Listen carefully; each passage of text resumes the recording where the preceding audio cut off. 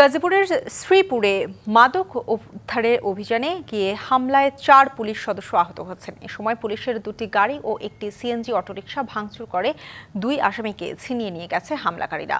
Sreepur model থানার ভারপ্রাপ্ত কর্মকর্তা জানান, রাতে মাওনা পিআর আলী কলেজ এলাকায় একটি বাড়িতে মাদক কেনাবেচার গোপন সংবাদে অভিযানে যায় পুলিশের একটি দল। ইয়াবাসহ আটক করা হয় লাকি আক্তার, জাহাঙ্গীর হোসেন ও রাজীবকে।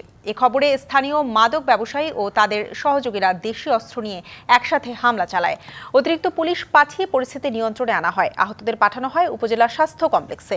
এ ঘটনায় 24 জনের নাম উল্লেখ সহ অজ্ঞাত আরও 80 থেকে 90 জনকে আসামি করে মামলা করেছে পুলিশ।